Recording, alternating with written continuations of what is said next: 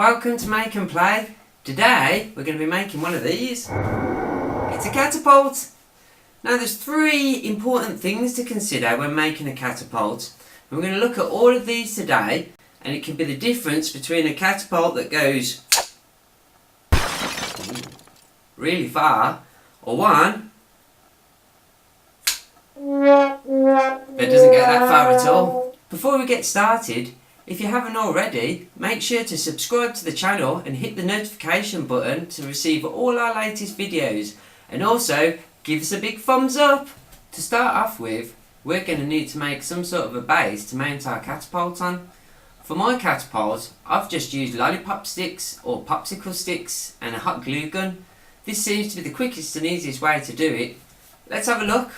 So we took 4 lollipop sticks and we've nipped all the ends off, and then we've cut them down the middle so it looks a bit like this. And there you go. We're only going to be using these 4 bits, so let's get rid of the others. That's it. And then we want 2 pieces to go down the edge. There we go. And now we're going to glue all that together to give us a base. Now that we've got our base all glued together and we know it's pretty flat, we need to consider the first thing about catapults which will affect its distance, and that is at the angle that the item is released from the catapult. If we take a look at some of these examples, if the catapult stops at a 90-degree angle, we can see here that the projectile is going to pretty much go straight ahead, not really giving it a curve and allowing it to travel its furthest. Also, at the other side of the scale, if we look at this image where the catapult releases too soon, we can see that the projectile goes more up in the air and not very far forward. We can see here that the optimum angle is between 50 and 60 degrees for the object to be leaving the catapult. This allows it enough time in the air to gain its distance, but also to gain enough of a curvature on the height to give it that little bit extra travel. So with this in mind, let's see how we're going to build the catapult arms. To make it easier for myself, I've put a whole lollipop stick at the bottom and then took the 2 arms that are going to make up the part of the catapult which is going to stop the lever and make the object fly out. Doing it this way means that both sides can have pretty much exactly the same angle set up. Let's glue this together and do another one. Let's glue the last one and then let it dry.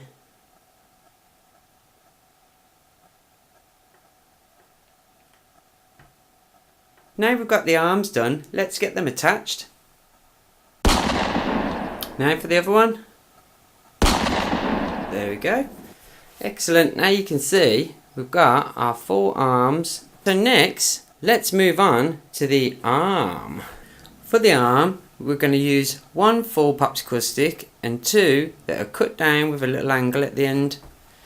Next, we're going to glue them so that they sit at an angle like that.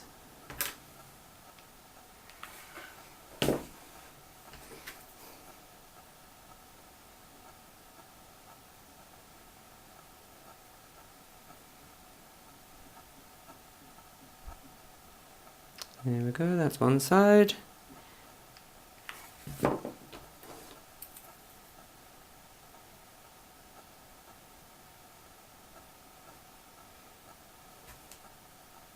Now that we've got that all glued together, we need to put some holes through here so we can make it pivot. Now that I've drilled the hole through, I've used a piece of bamboo skewer and cut it to length so that I can use this as the pivot point. Let's make some hinges. For each hinge we've took 2 pieces of popsicle stick and now we're going to glue them together.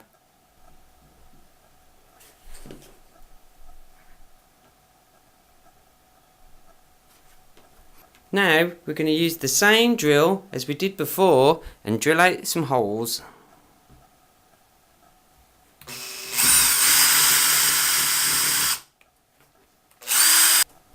Now you can see we've got the hinges working. We just need to mount this onto the rest of the catapult. Let's get cracking.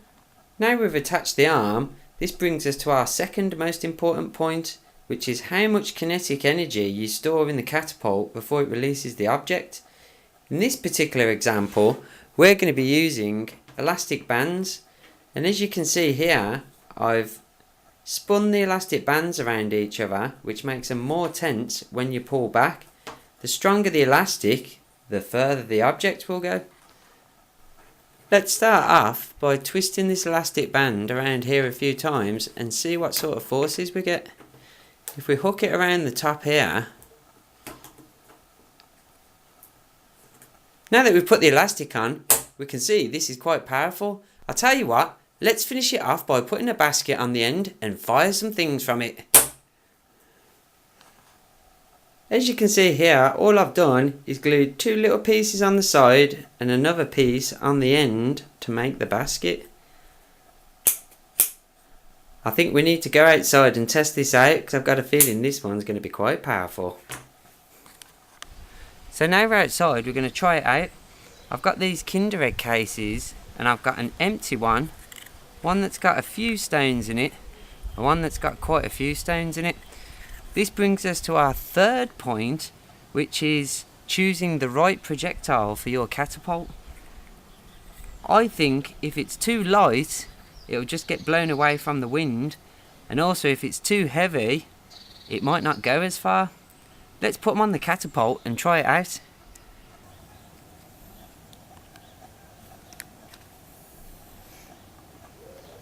First off, the empty one.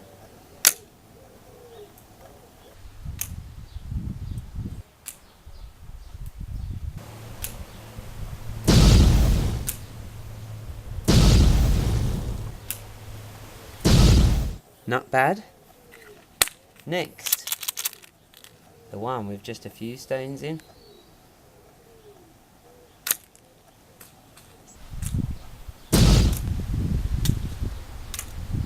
Ooh. And finally, the one that's got too many stones in.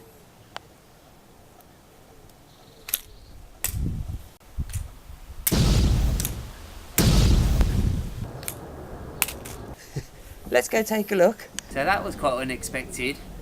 I expected that one to go not as far, and I expected this one, which has only got a few stones in it, to go the furthest.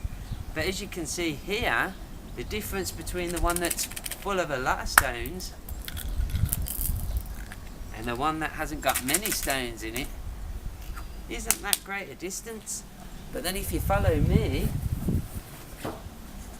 the one that didn't have any stones in it has actually gone quite far. So from that, you can definitely tell using the right projectile for the power of your catapult makes a big difference.